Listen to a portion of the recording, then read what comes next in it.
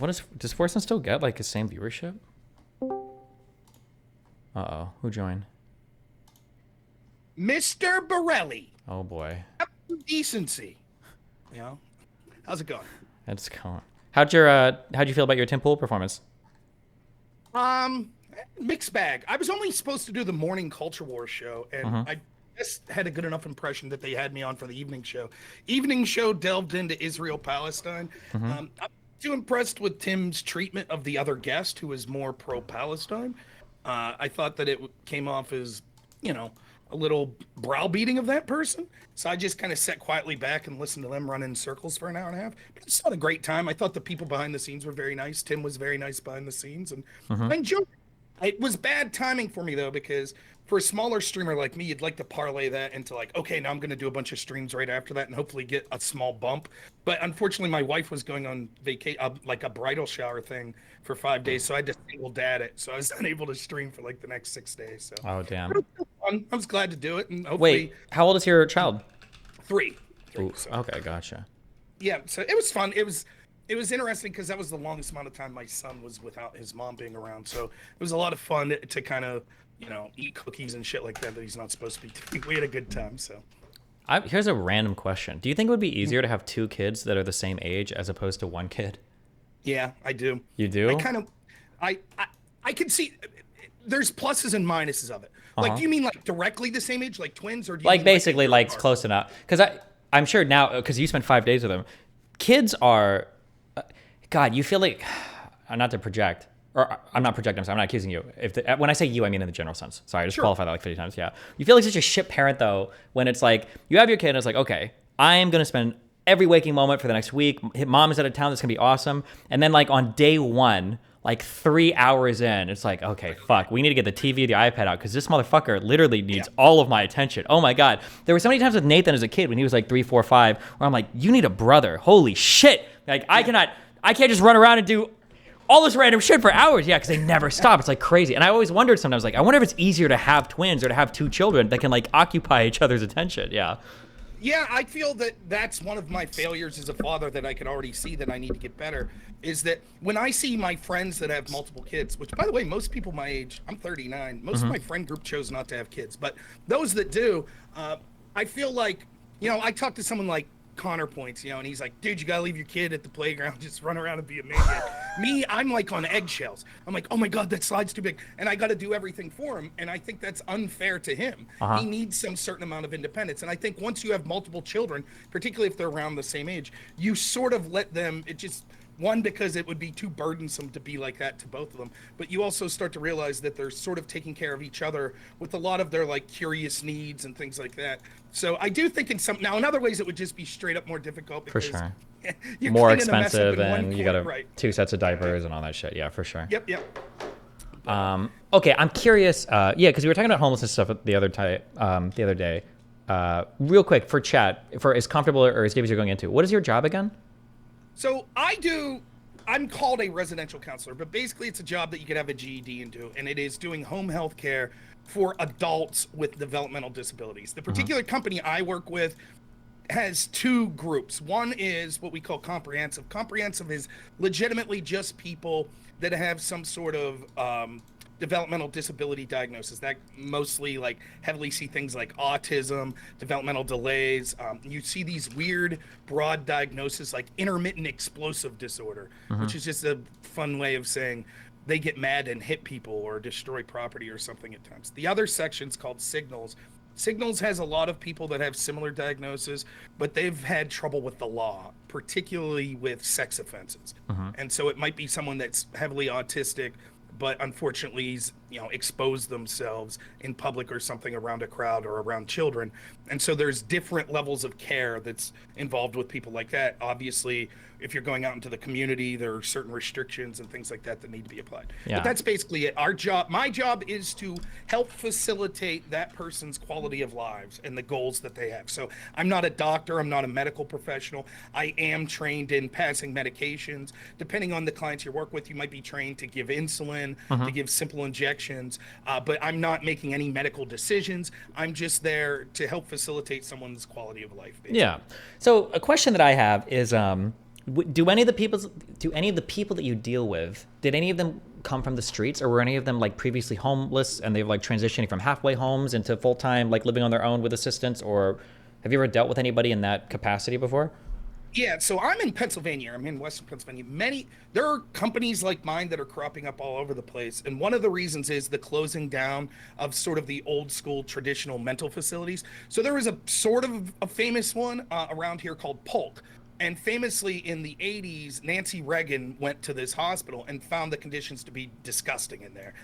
There's a story. I don't know if this is true, but I've heard this story because it's like only 40 minutes away from me, Polk. Apparently, they used to bury the patients out back, but only like 3 feet deep. And there was a big flood that came through at one point, and there were just bodies of these patients that were like washing up into the local streets and stuff. Jesus. So it was like that level of care that Nancy Reagan was not a fan of.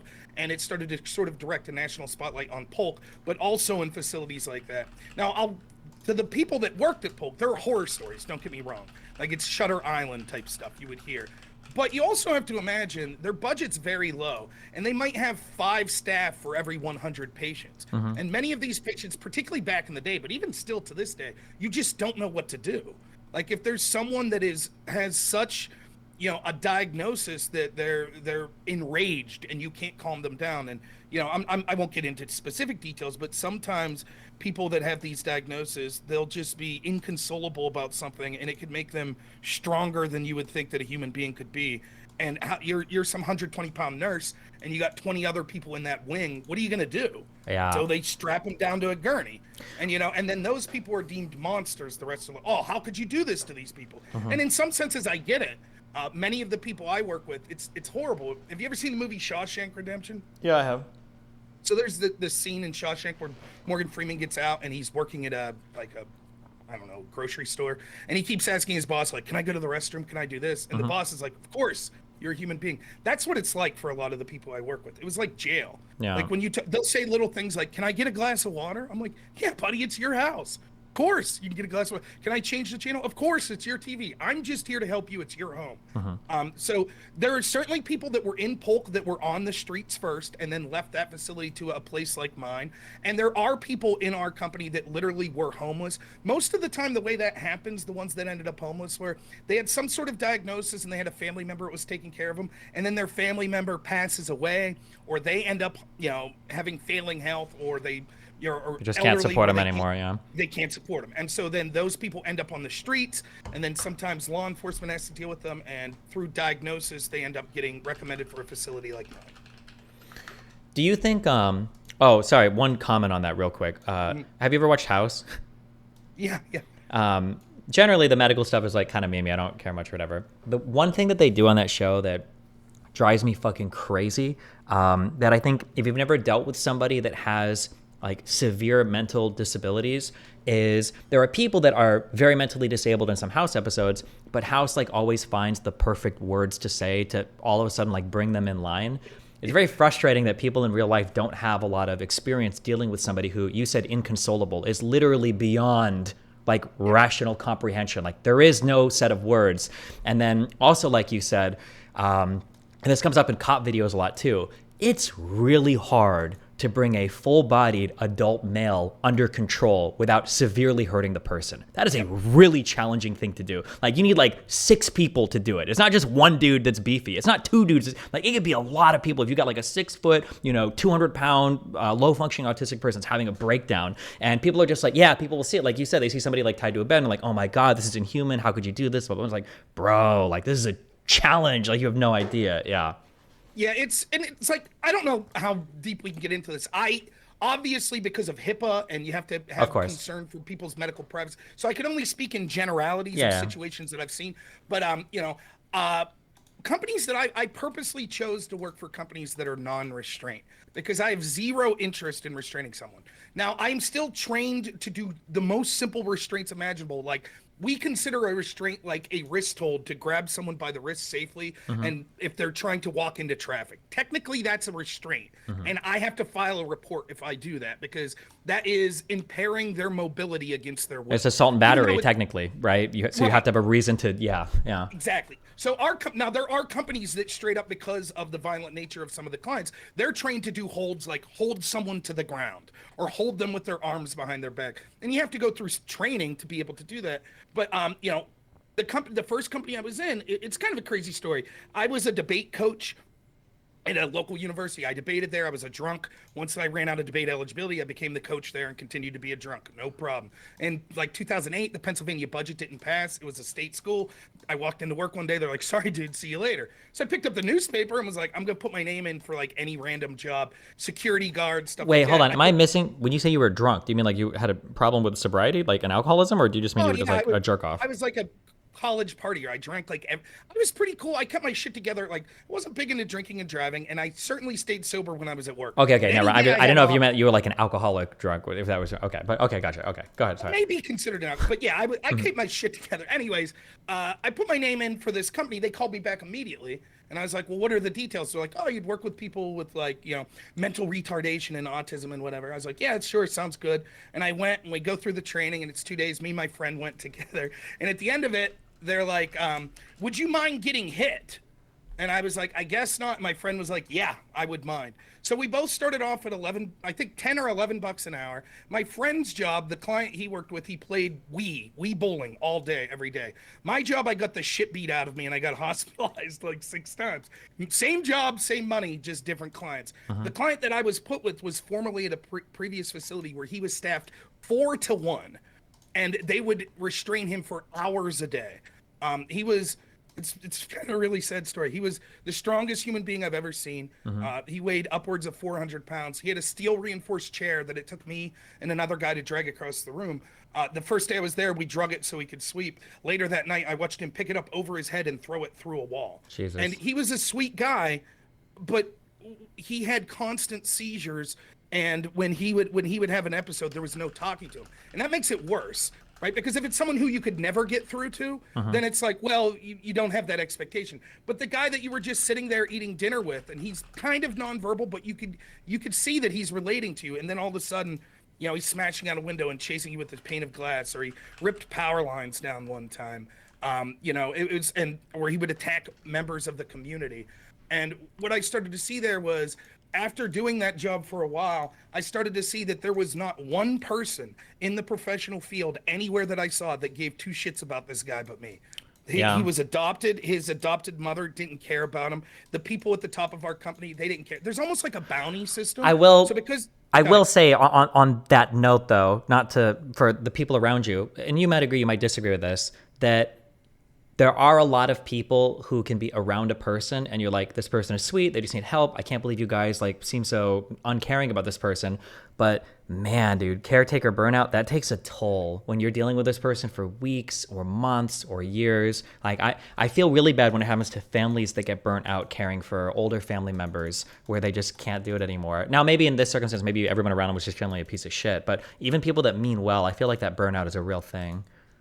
No, that's absolutely true. And like the other staff that worked with me, we were supposed to be 3-to-1. Most of the time I was there by myself or with two people, Hmm. which was a violation of the state regulations, but they couldn't find people that were willing to work. And I don't blame anyone who goes, probably the best person that worked with me was a 120-pound Asian woman. Hmm. And you'd be like, man, if this guy connected one blow on you, it would be devastating. She Yeah. was fearless, man. She was way more brave than I was. She was sort of my mentor so there were good people in my position. But I'm talking about like when we went to a doctor's office, doctors would refuse to allow us in the office. They would make us sit in the car and literally send the secretary out with scripts. Hmm. They would not even see him, not even look at him. When some of the police officers that we dealt with regularly were nice, but like the people at the psychiatric hospitals we go to, just another patient, put him in there, handcuff him to the bed, we'll get to him later. And again, I understand those people are dealing with a difficult situation, but it just struck me that it was like, you know, this is still a person that society has zero clue what to do with, Yeah. like none. And I begged my company over and over and over.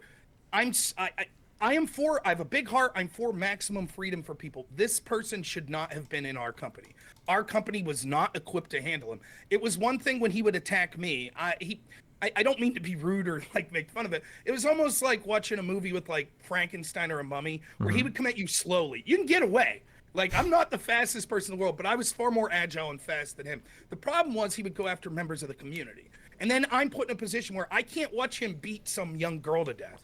So I'm going to intervene. But legally, I'm not allowed. Legally, I'm not allowed to, like, try to throw him to the ground. And by the way, if I tried to throw him to the ground, he would swat me away like a fly anyways. So I kept seeing it getting closer and closer to harming members of the community. And I'm desperately telling my company, like, you have to get this person in a more secure facility. I understand that sucks. If you have a big heart, you might be saying, no. You got to have maximum freedom. Leave these people live their lives. And I agree with that. But you can only give someone freedom up to the point where they're not a threat to other people. Yeah. And this person was clearly a threat. And something I think that's really tragic is people don't realize when you're dealing with people that might have a limited capacity in some regards to control themselves or their outbursts, it might seem cruel or evil sometimes to restrict them more. But in reality, you're doing everybody, that person included, a favor. I don't remember, did we ever talk about that one kid that went viral because I think he killed a teacher for taking his PSP? Yeah, I saw. I haven't talked to you about it, but I saw the video. Yeah, that was a thing where I read a little bit about it. If I remember correctly, everybody was passing this off as like over entitled, horrible fucking kid that murders teacher for no reason. But I think that when more info came out about it, I think that kid was on a pretty hardcore IEP. That did he kill her or did he just beat her up? She might not have gotten killed. He might have just beat the shit out of her. But it was like, I think it was pretty obvious when more info came out. This kid was like super special needs, and it seemed like he probably shouldn't have been in that environment. Or if somebody was going to deal with him, they needed to understand what what type of person they were dealing with. That you couldn't just approach them like an ordinary kid and issue commands or take things from them without having an understanding of what exactly they were dealing with. And that just seemed to me like an example of, well, if you give people that need a little bit more special attention or care unlimited freedom to exist in some environment, not only are they going to hurt other people, that person's going to be hurt too, because people are going to have to restrain them, people are going to call the cops, and it just turns into like a whole shit show. Yeah, and it's like, so the previous company the person was in, I knew people that worked in that company, and our company would make like insult that company, be like, can you believe they restrained this guy? 4-1, what quality of life is that? To which I would counter with, we ended up with like the state police showing up at our house probably about once a week, and it was like Hannibal Lecter shit. Like they would handcuff him to a gurney and put him in the back of a police van. Yeah. One time we went to an emergency room and he started strangling one of the cops, and they tased him several times. They could not get him to release his grip. Yeah. And I'm talking grown men, not like the cops you see sometimes where it's like, you know, dudes that look like me, out of shape, like lazy guys. Yeah, these are like marine looking dudes that are getting swatted around in this emergency room. And I live in a small enough area that our emergency room at the local hospital, there's not like rooms, there's literally curtains you pull, so that imagine you're in there getting treated with the flu, and all of a sudden you hear this life and death struggle with tasers going off, with this guy just screaming like sounds that don't sound of this earth as he's strangling a state police officer to death. And so after that incident, the head state police officer pulled me aside. He's a nice guy, and he said, I just want to let you know we're never using tasers again. Next time it's shotguns. Yeah. Yeah, because a lot of the compliance, a lot of like painful compliance and stuff, it relies on the other person registering the pain and stopping, you know. Right. But depending on the type of character you're dealing with, especially if there are severe mental problems at play, they just won't give a fuck. Yeah. And then my answer was, well, what's the quality of life for my client if he's getting a shotgun put in his face every week? That's not a good quality of life. I agree. All things, and this is where there's, listen, I know I'm right wing, right? This is an issue that I happen to like take to heart, but there's these two competing ideals that are extreme, where the one ideal is like, screw these people, you know, just lock them up, mentally ill, put them in a facility, lock it up, throw away the key. I don't agree with that, but there's people that are a problem on the other side too, that are so sort of progressive and hippie. They're just like, oh, just like, for example, I had the doctor that we dealt with at that company as a consultant had Asperger's. I'm not making any of this up. This is totally true. Sure. He told me one time that the problem wasn't my client. The problem was that his house was haunted with demons. So they made me take an exorcism class, which is batshit crazy. Okay. It's like, no, that's not the problem. Then he told me that the farm that we lived by, that there were horses there, and my person, who was basically nonverbal, he could talk in single words repetitively. So he would say like food 60 times in a row. That was the ability of his speaking patterns. He said that he told him telepathically that he wanted to talk to the horses at the farm. So I went and talked to the farmer, and the farmer said, we haven't had horses for 40 years. And then our doctor said, yes, he means the spirits of the horses. That's what he wants to talk to. And so this is the guy I'm dealing with. And this guy's telling me every day, take him to Dairy Queen. Take him to the kids' play place at McDonald's. And I'm telling this doctor, like, he'll kill someone. He's going to kill someone. And the doctor's telling me, he made me write a paper about my negative attitudes because my negative attitude was leading to violence.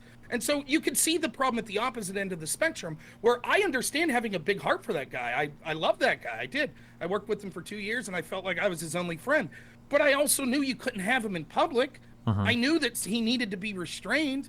And, ultimately they did things like they drugged him to the point where he was a zombie. And then people at the state said that wasn't right. So they took him off those drugs. Then he became violent. He was the first person readmitted to Polk Center, I think, in 7 years or something like that. I had a falling out with that company, and he ended up passing away in Polk with no people at his funeral. My company, because I no longer work for them, wouldn't give me permission to go to his funeral. So that's how it ended for him. So if we've largely gotten rid of, or at least I hear this repeated a lot, I don't actually know if it's true, I just hear it repeated so much I assume it's true. If we've largely gotten rid of like the institutionalization places for psychiatric conditions, like the long-term ones, where are these people at now? Do they just bounce between jail and the streets, or like where do these people go?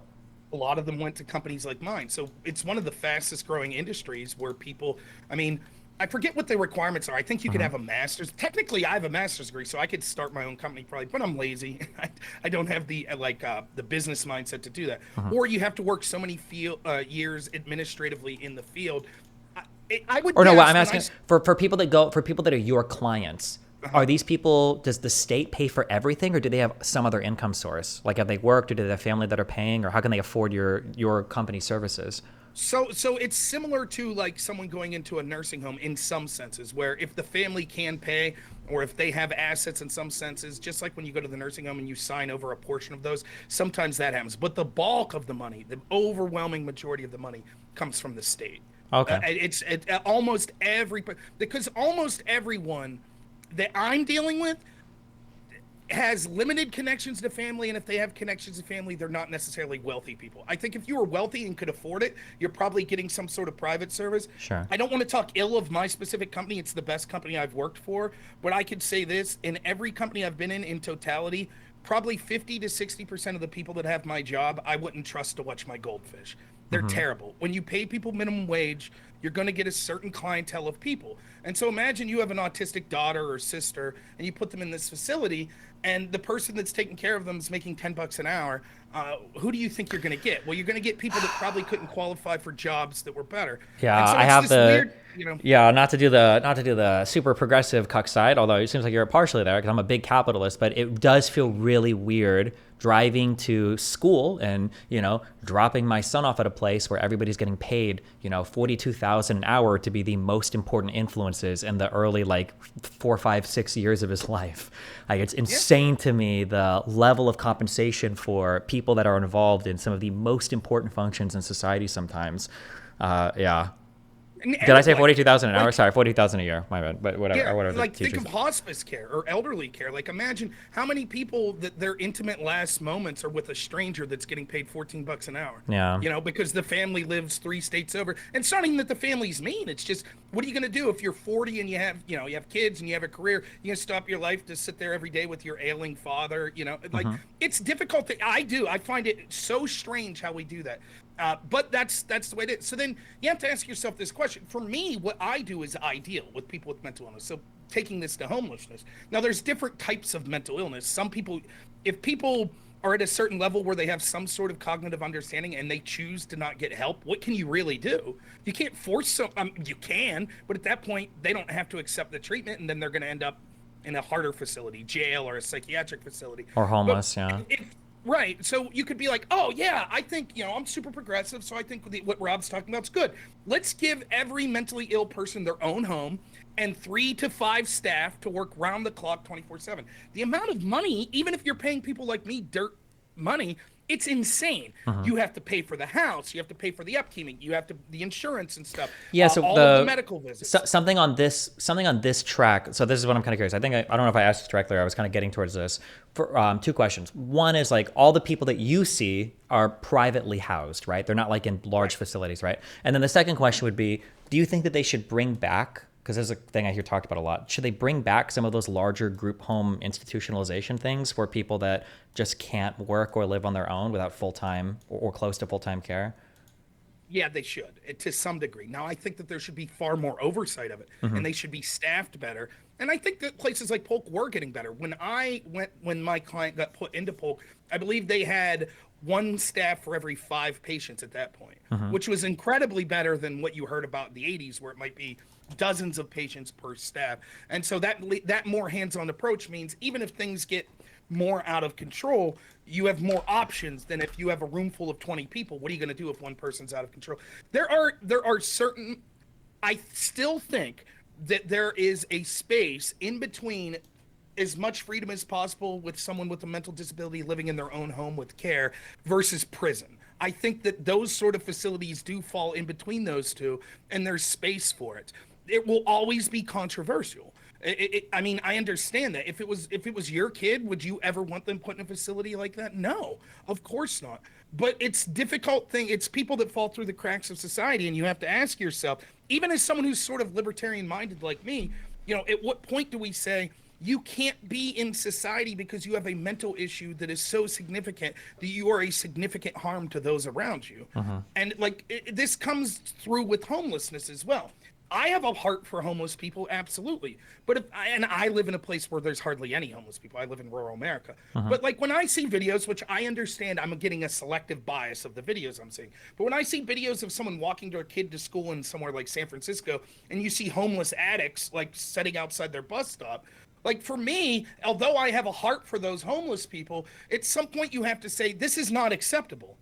We can't have this. And it's not enough to just be a hippie and go, well, just give them more money, give them clean needles, give them their own apartment. Something needs to happen at some point if they're unable or unwilling to put themselves in a situation where they're not a danger to, in that instance, children. And I know it comes off sounding like a monster when you say the way to deal with this problem is you have to enforce the law. You should have options for people. You absolutely should. You should have homeless facilities for them. You should have mental facilities and mental care, and that's going to cost money, and that sucks. But at the end of the day, you can't just be like, well, we'll just keep throwing money at the problem and leave them on the streets. You can't do it. I think some of the frustration is that I feel like homeless people can be broken out into very distinct groups where they're not all the same type of homeless people. And then conservatives will talk about the relatively healthy, 26-year-old guy that just likes to do drugs and is lazy and wants to be homeless. And people on the left will only talk about, the PTSD war vet who has, severe mental health issues but doesn't know how to ask for help. When it seems like there's a lot of different types of homeless people, or there's 3 or 4 distinct groups of homeless people that all need different types of help. I'm curious for this one, because it sounds reasonable to say this, but in practice, you kind of brought the issue up earlier. How do you take a person, let me back up a second. Sometimes people say something and it bothers me. People will say, some people want to be homeless. And I think that that's true on a surface level, in the same way that some people want to keep drinking or some people want to do heroin. And I was well, once you're addicted, yeah, they do, right? And people make those choices. But I feel like if you're mentally well and you've got options in life, very few people would choose to be homeless, right? Usually something has gone very wrong to get the person to this point. How do you compel somebody though? Let's say you've got a person who's a little bit mentally disabled, but he's not low functioning. He can, he can speak or whatever, but he can't hold down a job. He can't take care of himself, and he's homeless. And he's fuck it. I'm not gonna, I'm just gonna be homeless. Fuck it. I can beg for money and do whatever and be crazy on the streets. How do you take that person's autonomy away and say, sorry, bro, you actually have no freedom. You have to go live in an institution? It's incredibly difficult. And at the end of the day, let's say I fall on hard times. Let's say, something, God forbid, would happen to close family members of mine, and I just give up because I don't think life's worth living, and I become an alcoholic, and I'm on the street, and I get into heavy drugs. I would probably say there is no damn way I'm voluntarily going into some facility like this. It's not going to happen. What do you do with me then? At some point, you have to be okay, well then we're going to forcibly put you somewhere. And that's probably, if you refuse to go to a facility for help, then it's going to be jail. It's going to be some kind, I'll say it's sort of tangentially related to this. One of the things they go through in the training, and I do believe this, is you'll hear a lot in my line of work about incidents or acting up or behaviors. And one of the things they teach you is all behaviors are just attempts at communication. So let's say you're nonverbal and you feel like I'm your caretaker, but I'm ignoring you. I'm on my phone all day. All of a sudden you might act up by throwing the salt shaker against the wall. Then I write that report up. Oh, Destiny was acting up today. He smashed property and blah blah blah. But really, that was an attempt at a communication. Like, you had to get someone's attention. Yeah. Now, that doesn't mean that everything that everyone I take care of is we should forgive everything. They're benevolent. I believe the exact opposite. I believe we should treat people as close to normal as possible. Obviously, if you're disabled, there's some arrangements that need to be made. But if you could be a prick person that doesn't have an autism, well, then you could be a prick person that has autism. You could do things just to be a prick. But in general, what I've seen in my line of work is the more you could work with someone and leave them, sort of put them in a position where they could have the chance to do something and have the chance to have some control over their life, but suffer the natural consequences. So if you're diabetic and I take care of you and you're like, I'm going to eat that cake, I can't say no. All I could do is say, that's a really bad idea.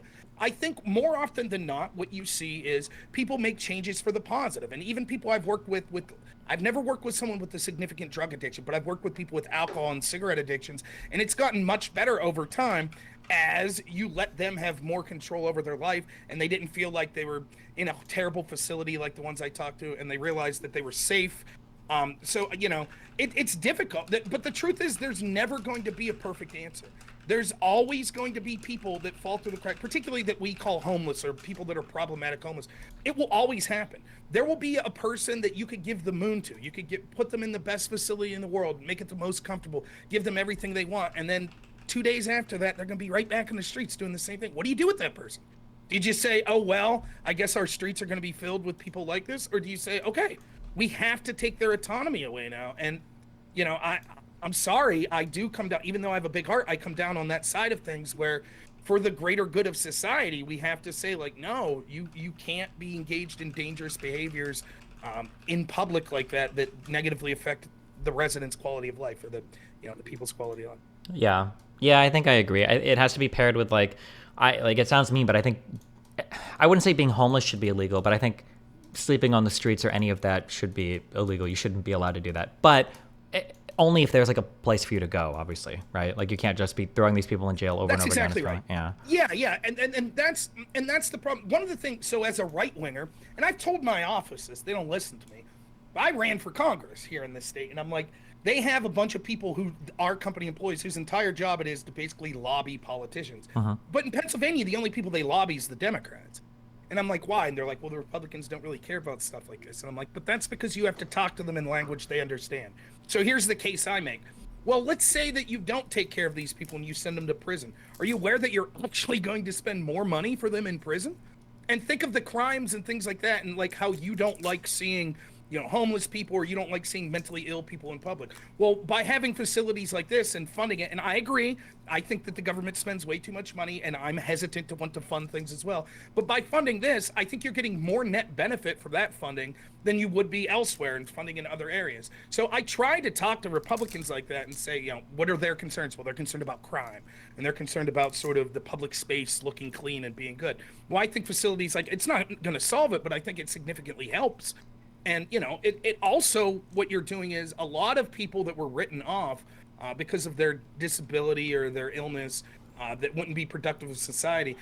We have special job training programs, which are remarkable. You wouldn't believe some of the jobs that we have one person in our company that became a full-time fireman.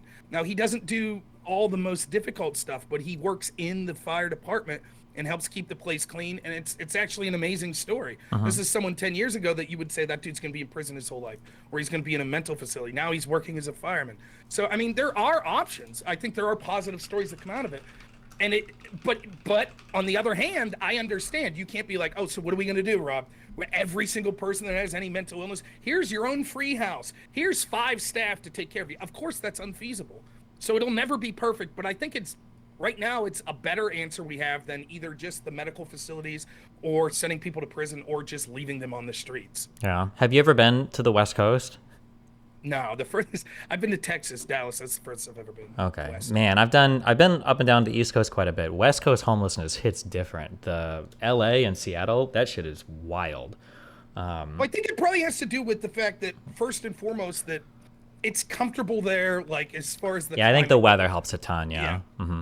Like you don't want to be homeless in Chicago in the winter. That'd be terrible, you know. Mm-hmm. So if you can make your way to LA where it's beautiful all the time, and then obviously you have more progressive people that, Some of like okay, the we'll say, regulations and laws that they write up in some of these cities, where it's like you can't have like a homeless tent shelter built. They draw restrictions like as long as you're 1 foot away from the edge of the sidewalk, it's okay. I'm like, this is wild. when I always thought it was My wild, God. like the like I I'm in Appalachia. I see poor communities. Mm-hmm. But here's the thing, where I'm at, where I see, and like I've seen communities where meth has ravaged them. Like I forget who it was. Like I think it's Bill Burr has a joke. Like, do you ever drive through one of these towns and you're like, "Fuck this shit"? Like you can just tell. I've lived in those towns, right? It's a different kind of poverty, though. It is. And one of the things, other than like, there's not people piled on top of each other like poverty in a city. One of the things that I think's different is when you're in a poor area, it's a poor area. When I see like pictures of LA and San Francisco, you'll see these beautiful houses. And then the camera could pan like 2 blocks and there's homeless encampments. And it's like mind blowing to me that we live in a society where you basically have palaces that would, throughout history, these would have been considered some of the greatest homes that you could ever imagine living in. And not 2 blocks away, there's encampments of like homeless people with mental illness, drug, open air drug markets and things like that. It's just, it blows my mind.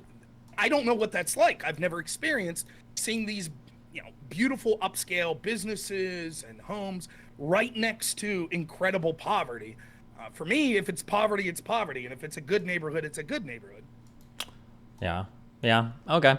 Yeah, I was just kind of curious on your homeless issues take. It seems like a problem that you have to. It seems like the most important thing at first is getting people to recognize that there are different types of homeless people, and then you've got to get people to combat it in ways that actually fixes the problem. But it's a pretty multi-dimensional problem to fix because of all the different groups of people involved. It's just frustrating listening to people talk about it, I guess. Yeah, I totally agree. I wanted to ask you a question, if you don't mind, or bring up Yeah. a topic. I'd mentioned this on Twitter, Go for but it. for purely selfish reasons, I don't understand the following. Let's say I'm a right winger that hates you. Now, I don't think I hate you, but I'm certainly a right winger that disagrees with you. But let's say it's someone that actually hates you. Why in God's name, anyone that streams would be upset or say you don't have a place on Piers Morgan's show or on Lex Friedman when you're debating Finkelstein or whatever? For purely selfish reasons, wouldn't it be better if a streamer like you is breaking into the mainstream for any streamer, even if they hate you? Then if Well, it's you all were because it's just gatekeeped out all. of it? Well, it's all just like partisan shit, right? If you like the person, then it's good. If you don't like the person, then it's bad. I think it's really as simple as that. If you try to analyze it in a more complicated way, it's going to be really challenging. But the simple way is just like if you like the person, it's good. If you don't like them, it's bad. Yeah, I thought it was so dumb because I made a comment publicly. It was like, I don't understand why people are bagging on Destiny. And I had a bunch of people like, oh, you simp for Destiny now. I'm like, what the fuck are you talking about? I've talked to Destiny. My chance of getting on a bigger show increases exponentially if he's getting on a bigger show. So for purely selfish reasons, no, it's more than that. I think it's, especially for people on the left, like the Finkelstein camp or what, I guess I don't know much about this guy, but like people that are super progressive lefty. When I went to university in 2002, I went for journalism, and the big talk of all my lefty professors was the idea of gatekeeping. And they would say things like, 9 corporations control all of the 95% of the media outlets in the country. And there's something to that. If we only allow certain voices to speak, well, you better get in a member of that group in order to have a voice. So it's amazing to see so many lefties that seemingly would believe that. Also, like, well, I don't want a streamer that's a left winger who favors Israel to have a platform like Destiny. He's just a joke. He's just going to make memes. And then Finkelstein owned him. And then when you're like, well, I didn't watch the debate, so I'm interested. I'm like, oh, what did Norm say that crushed it? Oh, he called him an asshole, or he said he's an idiot, or he intentionally mispronounced his name. Geez, that sounds like the exact same thing they're complaining about you about. Yeah. I mean, it's just, so it blows my mind how people can't, even for, I understand people want to be partisan, but for God's sakes, can't you be selfish for the right reasons and say like, yeah, this is a good thing. I'm glad that, people are getting a chance. Yeah, no, it's all just partisan bullshit. Yeah, I think it's as simple as that. It's unfortunate, but it's as simple as that. Same thing when it comes to like freedom of speech and stuff. I think that freedom of speech becomes really important when you feel like you don't have it. But when you feel like you're in control, now there's like a whole bunch of reasons why it's dangerous. So like conservatives in the 90s and 2000s were really scared about like LGBT stuff or gay people or weird shit like on TV, and they didn't want their kids playing violent video games and blah, blah, blah. And people on the left were like the biggest freedom of speech proponents in the world because they want everybody to have a voice and diversity, and like all this needs to happen so that everybody can be heard. But now when the left is like kind of more in control of the media, well, now the conservatives like, well, actually, we changed our mind. We think that freedom of speech is the most important thing in the world. And the left is like, oh, actually, you know what? Paradox of tolerance, boom, you're destroyed. And then it just feels really dumb. So I will say though, at one time years ago, you had a video that I saw that mentioned my name where you said the way to end conspiracy theories were to end alternative media. Now I think you were a little tongue in cheek, but if you reconsidered your stance of like we should trust the professionals and the people that are trained or academics in this class, now that you debate someone who's considered an academic who's higher than you, like Finkelstein, where it didn't seem that case from the clips I saw. Have you reconsidered that we Well, should wait, just how let long the was experts... this? How long ago was this video? Like 2 years ago. Are you sure? But it was in reference to, you even said yourself should not have a platform. You were talking about conspiracy theories, and you said one of the ways we end these conspiracy theories is to go back to just having a mainstream media and taking out alternative media because so many conspiracy theories spread there. And yes, I feel like I'd have to see the video, but I feel like if I said that 2 years ago, it must have been tongue in cheek. There's no way that I could have seriously, because like if you go back like 5 to 6 years ago, or no, 6 to 7 years ago, I think I was more on kind of like some of the deplatforming stuff because I understood the arguments like, yeah, maybe deplatforming is okay and blah, blah, blah. But 2 years ago, that must have been tongue in cheek. That'd be my guess. Okay. Yeah, that's it. Well, I hope you have a fantastic stream. Thanks for having me on. Yeah. Hopefully next time we could argue about something. Wait. Can I do two quick things, two random things? Sure. Can I give you critical career advice? I'm just curious. Sure. Yeah. Two quick things. One, have you ever considered for directing people towards your stuff, do you have like a name for anything you do? Or do you think Rob Noerr is like hard to spell and direct people towards? Do you think that would help? Well, so people someone told me one time that I should have a name for my show, and so I came up with the Normal America Show as a play on my last. And then now people tell me don't do that, because when half of my stuff, like my X feed, is Rob Noerr, and it's not even spelled the same way as normal, that I'm confusing people. So if someone types in my name on YouTube, it's not going to show up. Normal America Show will show up. But I've thought about, I'm so fucking bad at marketing. I have no clue. Like the only thing I know how to do is come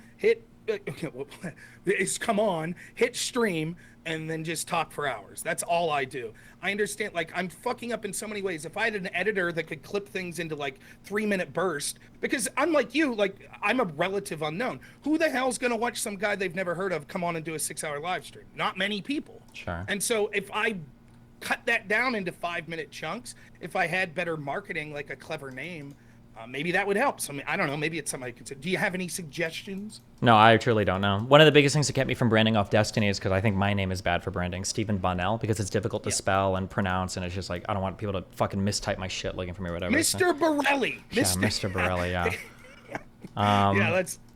That's. What do you think? My background. I heard you right before I came on talking about background. Shit. My wife put it together for me, so. I don't know. I don't even know if I've looked at your background. Oh, a second thing. Have I ever given you this observation before? I don't know if I have. A secret technique, okay, or secret trick or whatever.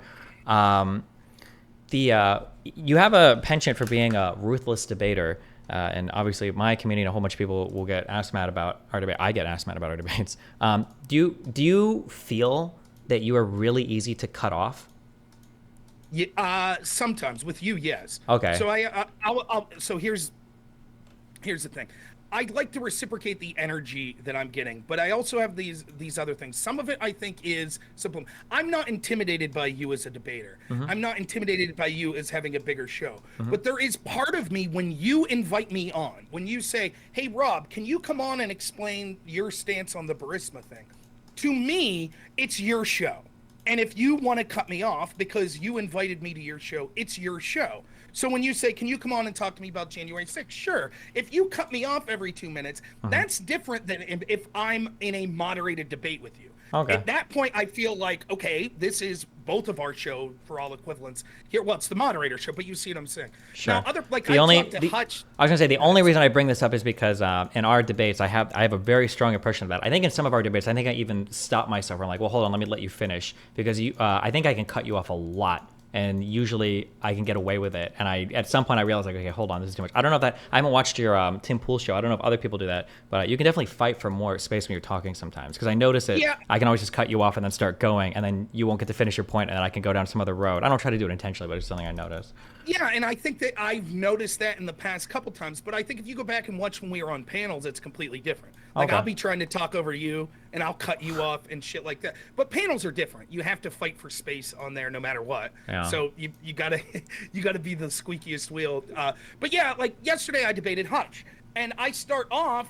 It was supposed to be an interview, I thought, but it became a debate. That's fine. I start off, and it's cordial, but Hutch is doing it more and more. He's interrupted. Like, he'll talk for 2 minutes, then I'll talk for 10 seconds, and he'll start to interrupt. And finally, I told him, I said, Hutch, here's how it's gonna go.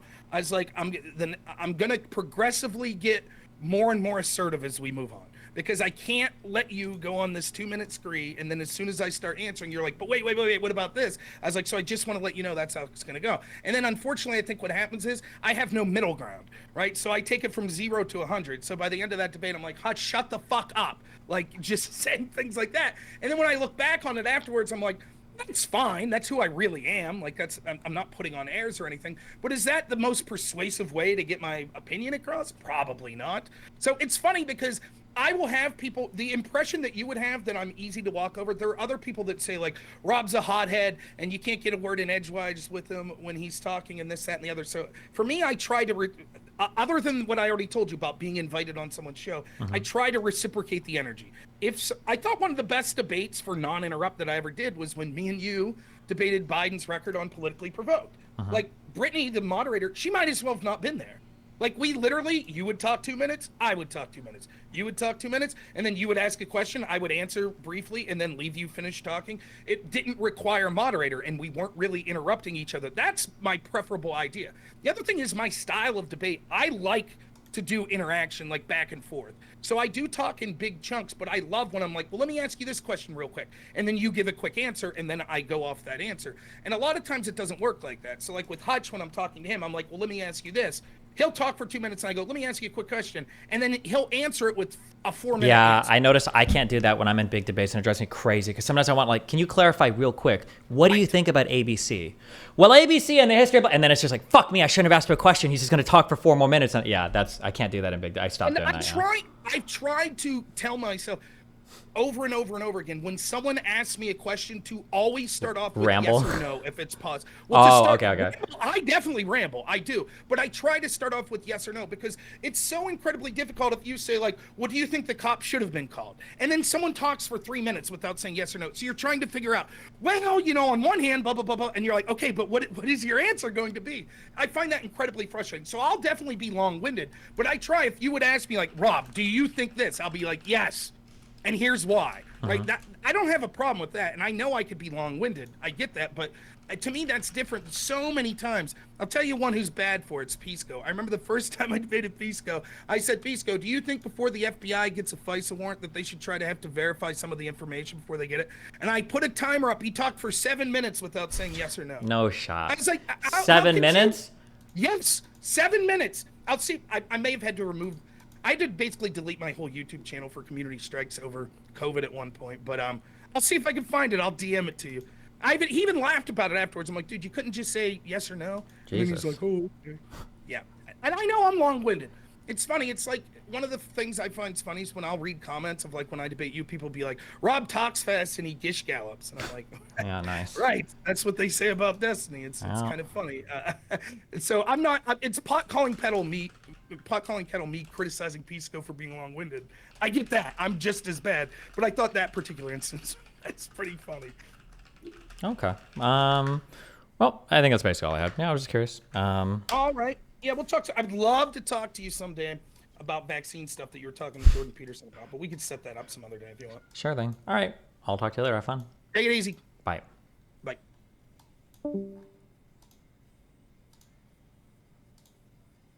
Nice.